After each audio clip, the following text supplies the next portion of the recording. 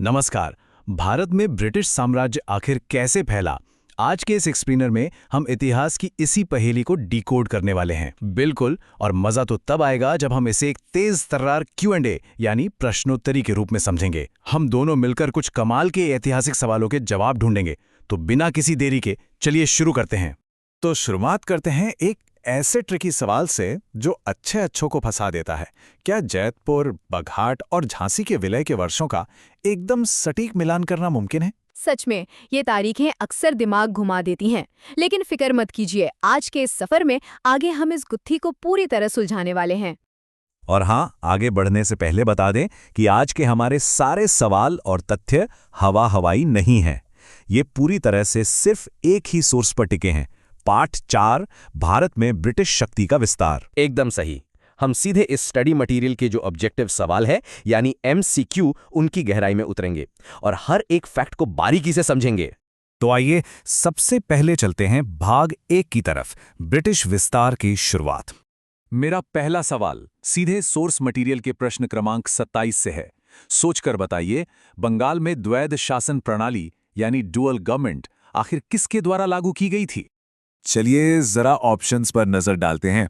क्या वो William Bentinck थे, वॉरेन हेस्टिंग्स, रॉबर्ट क्लाइव या फिर लॉर्ड कर्जन? थोड़ा सोचिए। और इसका सही जवाब है रॉबर्ट क्लाइव। आपको जान के हैरानी होगी कि रॉबर्ट क्लाइव की इसी द्वैध शासन नीति ने असल में एक बहुत मजबूत सीढ़ी का काम किया था। इसी के बाद तो साम्राज्य विस्तार का अगला बड़ा चरण शुरू हो पाया। बहुत बढ़िया। चलिए इसी एनर्जी के साथ अगला रैपिड फायर सवाल लेते हैं। प्रश्न क्रमांक 28, रिंग ऑफ फेंस नीति का संबंध इनमें से किस गवर्नर जनरल से है? इसका सटीक जवाब है वॉरेन हेस्टिंग्स। अब ये रिंग ऑफ फेंस क्या है? आसान भाषा में कहें तो इसका सीधा सा मतलब था अपने इलाकों को सुरक्षित रखने के लिए उनके चारों तरफ पड़ोसी राज्यों का एक बफर जोन या सुरक्षा घेरा बना लेना। कितनी चालाक रणनीति थी, है ना? अब बढ़ते हैं हमारे अगले पड़ाव पर, भाग 2, वेलेस्ली की सहायक संधि। अब सीधा आते हैं प्रश्न क्रमांक 23 पर। सहायक संधि के बारे में ये एक मल्टी स्टेटमेंट वाला सवाल है। देखने में थोड़ा उलझा हुआ लग सकता है, लेकिन हम इसे मिलकर डिकोड करेंगे। बिल्कुल, सवाल यह है कि इस संधि के बारे में इनमें से कौन सा कथन सही नहीं है।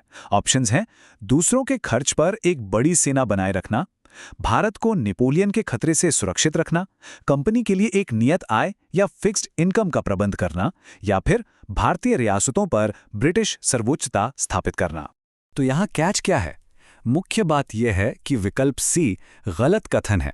इस सहायक संधि का मेन फोकस सैन्य नियंत्रण और अपना दबदबा कायम करना था। कंपनी के लिए सीधे तौर पर कोई फिक्स्ड इनकम का जुगाड़ करना इसका मकसद बिल्कुल नहीं था। इसी से जुड़ा प्रश्न 26 एक और बहुत ही शानदार सवाल है। वो कौन सा भारतीय राज्य था जिसने इस सहायक संधि को साफ तौर पर ठुकरा दिया था? इतिहास ने प्रतिरोध का ये एक बहुत बड़ा उदाहरण है, और इसका गर्व भरा उत्तर है इंदौर के होलकर राज्य ने। दिए गए सभी ऑप्शंस में होलकरों की यह निडर और स्वतंत्र स्थिति उन्हें बाकी सबसे एकदम अलग लाकर खड़ा कर देती है। चलिए आगे बढ़ते हैं। भाग 3, डलहौजी की राज्य हड़प नीति। यहां हमें इतिहास में एक बहुत बड़ा शिफ्ट देखने को मिलता है।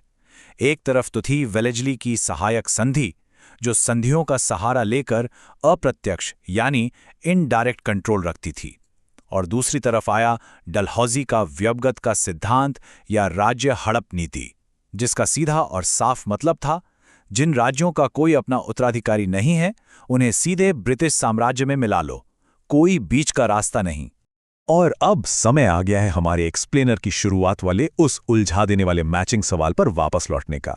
हमें जैतपुर, बघाट, उदयपुर और झांसी को उनके विलय के सही वर्ष के साथ मिलाना है। तो सस्पेंस खत्म करते हैं। सोर्स की उत्तर कुंजी के हिसाब से सही क्रम कुछ इस तरह है: जैतपुर का विलय हुआ 1849 में, बघाट का 1850 में, उदयपुर 1852 और आखिर में झांसी का 1853 में। इस तरह एक टेबल में देखने से ना ये सारी तारीखें दिमाग में एकदम छप जाती हैं। अब आते हैं आज के हमारे आखिरी हिस्से पर, भाग 4, प्रमुख युद्ध और नीतियां। वैसे यहां एक बात याद दिलाना बहुत जरूरी है। आज हमने जितने भी हिस्टोरिकल फैक्ट्स और जवाब डिकोड किए हैं वे सब सीधे सोर्स मटेरियल की वेरीफाइड आंसर की से लिए गए हैं। तथ्यों की यही प्रामाणिकता इस एक्सप्लेनर की सबसे बड़ी ताकत है। बिल्कुल सही। अब एक कालानुक्रमिक यानी क्रोनोलॉजिकल चुनौती। प्रश्न 25। लॉर्ड वेलेस्ली के साथ सहायक संधि पर हस्ताक्षर करने वाले राज्यों का सही क्रम आखिर क्या है? विकल्प हैं हैदराबाद, मैसूर, अवध और सिंधिया। इसका सही ऐतिहासिक क्रम समझना बहुत सीधा है।